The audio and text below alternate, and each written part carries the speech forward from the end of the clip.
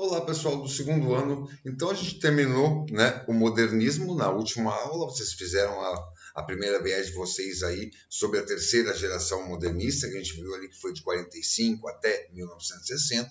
Porém, no Brasil, já a partir de 1950, ainda está acontecendo a terceira geração modernista, o modernismo ainda está instituído aí, né? O que acontece? A partir de 1950, nós temos aí um desenvolvimento muito grande no país, na década de 50, em 1960 vai ser inaugurado Brasília, tem um projeto desenvolvimentista que a gente vai trabalhar hoje, né, feito pelo presidente Juscelino Kubitschek, a partir de 1956, né, e com tudo isso que está acontecendo, muitos movimentos de vanguarda europeus chegando no Brasil, né, voltando aí ao Brasil, e nós temos o quê? Neste cenário, além do modernismo, que está terminando lá a terceira geração, com João Cabral de Melo Neto e todo o pessoal do modernismo que nós estudamos ali, nós temos aí uma nova geração, tanto na música, nas artes plásticas e na literatura, fazendo uma nova forma aí, trazendo novas formas até então inéditas, né, de produção de arte. E nós vamos ter o que aí? Um movimento, né, de arte contemporânea no Brasil. Então nós começamos aí o estudo com vocês na apostila 15, né, sobre arte contemporânea no Brasil. Nas próximas aulas a gente vai falar aí sobre movimentos como o concretismo, a tropicália, né, poesia praxis, né? Isso vai ser nas outras aulas. Hoje a gente vai ver mais diretamente aí essas novas tendências contemporâneas de arte no Brasil, né? O contexto histórico ali, desde Juscelino, ditadura militar, né? E alguns movimentos que começaram a surgir. Na apostila 15 de vocês, ali na página 4, pessoal, a gente vai ter um texto ali bacana, né, de introdução sobre aí essa passagem, né? Ou, ao mesmo tempo, não é nem uma passagem, isso ao mesmo tempo aí que está acabando a geração modernista, já está surgindo dentro dela mesmo, né, numa variação aí, então, novos tipos de arte e, lógico, a partir disso vai aparecer novos movimentos que a gente vai estudar nas próximas aulas. Então vamos ler o texto ali da página 4. Um dos grandes pensadores do movimento modernista, Oswald de Andrade, propunha que não deveríamos nos fechar em uma só cultura, um só modo de entender o mundo. Para ele, assim como para muitos outros depois dele, a construção da cultura nacional precisava estar inserida em um âmbito mais amplo, sem que, para isto, tivesse de negar sua própria natureza. O Brasil passou por grandes transformações no século XX e a década de 1960 não foi uma exceção em relação a isso. Paralelamente às crises políticas que ocorriam no início dessa década, também houve acalorados debates na área cultural, entre eles a celeuma acerca do que seria genuinamente brasileiro ou, ao contrário, o que seria parte do que alguns denominavam invasão cultural estrangeira.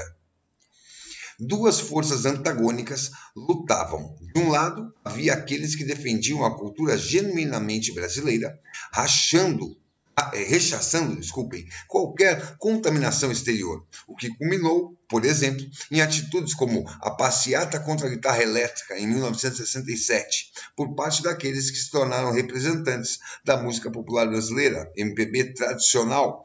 Por outro lado, havia aqueles que assimilavam e deglutiam as vanguardas culturais estrangeiras, fossem essas estadunidenses ou europeias. Sim, no final da década de 60, aí na metade para o final, nós tivemos lá a passeata contra a guitarra elétrica, e vamos ver hoje que bem nesse momento está tendo os festivais de música, os festivais da canção, né, que traz aí até algumas bandas como os Mutantes, né, com guitarra elétrica. Então nós vamos ter aí, na verdade, uma grande discussão sobre se a cultura nacional se faz somente de elementos brasileiros ou se ele também pode receber elementos de fora, né? Isso uma grande discussão que começa a ser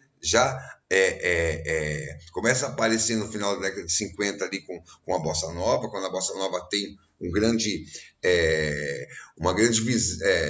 é muito vista fora do país, né? E tem aquela fusão do jazz americano com o samba brasileiro, e isso fica mais forte nos anos 60 aí, com essa discussão, né? De um lado aí os defensores da MPB, e do outro lado o pessoal da Tropicália trazendo uma música brasileira muito mais moderna e com elementos de fora, né? No começo desse texto a gente vê ali, né, falando de antropofagia cultural, né, defendido por Oswald de Andrade, e sim, a gente não pode esquecer que no conceito de antropofagia, que o Oswald de Andrade começou na primeira geração modernista, lá no final dos anos 20, né, o principal era o quê? Não negar a cultura estrangeira, mas não somente imitá-la, que é isso que vai acontecer nos anos 60. Não vai ser negada a cultura que está sendo feita fora, vão pegar elementos dela, porém de uma forma diretamente aí brasileira, tá? E outra coisa é que nós também temos que nos ater mais aí para o campo da literatura, né? Que nós temos aí o que? A partir do final ali do modernismo, nós vamos ter uma arte agora literária falando muito diferente. Aquela estrutura do poema, né, quadrada, onde nós temos ali os versos formando as estrofes, cada estrofe com aproximadamente 4 a 6 versos, toda aquela estrutura do poema é quebrado. Vai ser influenciado o poema a partir dos anos 50 no Brasil, vai ser influenciado pelo quê? Pelas artes plásticas, né? E por ideias já vindo de movimentos do começo do século XX na Europa, como o cubismo, coisas assim. Aí nós vamos ter o quê? O concretismo, que nós vamos falar diretamente na aula da semana que vem.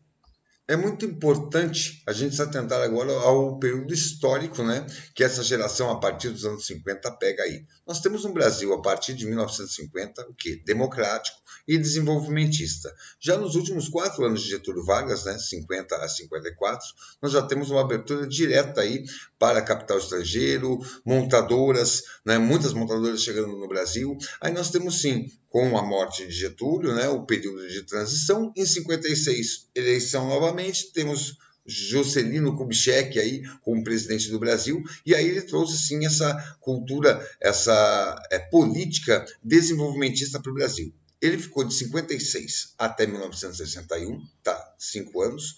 Ele transferiu a capital brasileira do Rio de Janeiro para Brasília, construiu uma nova capital, né, foi construída em 5 anos. Né? Tem o plano de meta dele dos 50 em 5, né? 50 anos em 5 do governo dele, tem uma abertura direta aí ao capital estrangeiro, né? E com tudo isso nós vamos ter o quê? Nós vamos ter aí criação de muitas indústrias chegando no Brasil, com isso muitos empregos e, lógico, aí nós temos a criação de Brasília, o principal aí do período do Juscelino Kubitschek, tá? Bem nesse momento, desse período dele aí, está nascendo o quê? O concretismo no Brasil, né?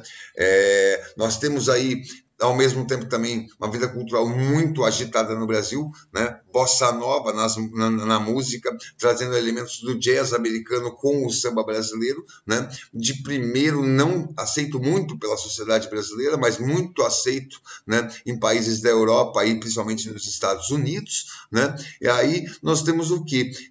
Depois da saída dele, temos lá o tempo com Jânio Quadros, o seu vice assumiu o Jango, e temos em 1964, nós conhecemos aí, vocês sabem pela história, nós temos aí a ditadura militar no Brasil, que perdurou de 1964 até 1985, 21 anos, e quando os militares tomam o poder num processo político ditatorial, tá, um sistema ditatorial, nesse momento nós vamos ter aí uma produção artística muito forte, uma produção artística também de movimentos culturais, né, e artísticos aí de protesto contra a ditadura militar, e nesse momento alguns movimentos vão aparecer, né? Nós temos a Tropicália, nós temos no cinema o Cinema Novo com Glauber Rocha lá, o principal filme dele, né, O Deus e o Diabo na Terra do Sol, Teatro de Arena, no teatro também fazendo muitas peças aí contra, né, a ditadura militar, e temos aí os festivais da canção, que é um momento bem importante aí na música brasileira e para a cultura em geral, né? Tanto que você vê que a maioria desses artistas citados, uma boa parte deles foram sofrendo perseguição pela ditadura militar, e muitos aí foram exilados do país.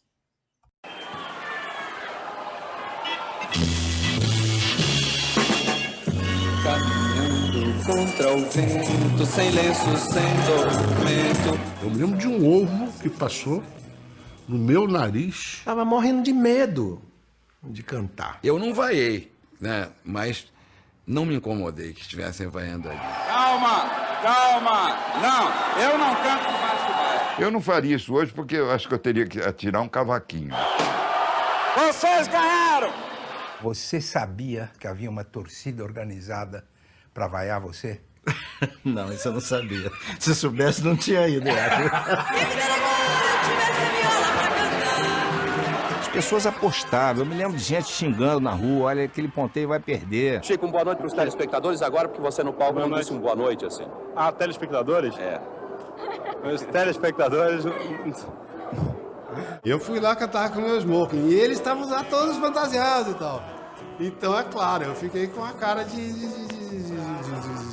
cara de smoking.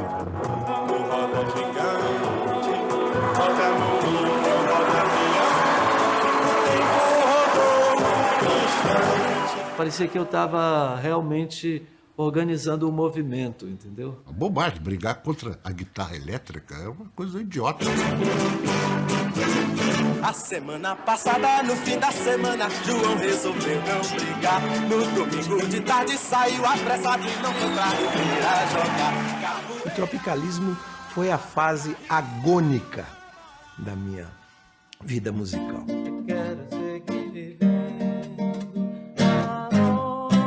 Eu vou, por que não? Por que não? Por que não? Por que não?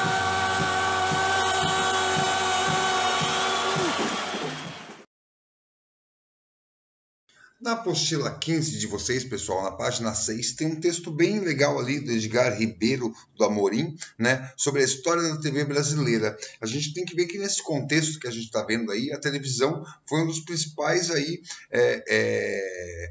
veículos de comunicação que moldaram e mudaram, né, a forma aí de se fazer e de se receber, né, a arte no Brasil. Quando a gente está falando isso, é a forma que os artistas fazem a arte e a forma que o público está recebendo, né? E isso, a gente pode fazer a mesma conexão com o que acontece, né, com a internet a partir aí da virada do século XX ao século XXI, né? Vamos ver ali naquele momento o que o Edgar Ribeiro do Amorim fala aí, né, sobre a influência da televisão aí. Arte. No início, a televisão não tinha videotape. Não havia recursos técnicos como os atuais, e os programas eram feitos ao vivo, inclusive as telenovelas. Com pouco horário de permanência no ar, em geral das 18 às 22 horas, a programação exibia diferentes gêneros, todos encarados com extrema seriedade de realização.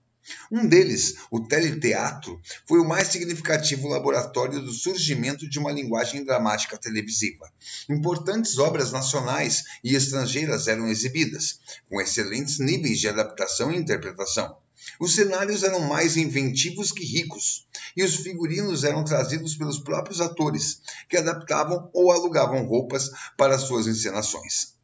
Os programas de entrevista ou debates tinham esquemas mais livres. Como eram ao vivo, o tema era comentado não só entre os participantes convidados, mas entre os telespectadores, que telefonavam à emissora, intervindo com perguntas e opiniões. Essa interação emissora-telespectador ao vivo se perdeu quando os programas passaram a ser gravados em videotape e só foi recuperada lá nos anos 90.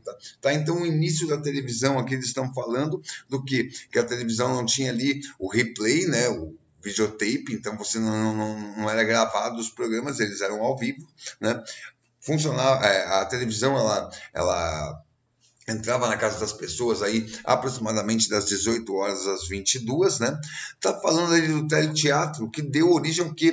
A um dos principais produtos da televisão, que é a telenovela, né? As telenovelas, aí tá mostrando o início aí bem precário, né? E com muita imaginação aí. E nós temos um período depois, o período dos videotapes, tudo gravado, e em 1990 volta essa interação. Essa interação que a gente vê hoje muito forte aí, né? Que é o principal ponto da internet aí. Beleza, pessoal?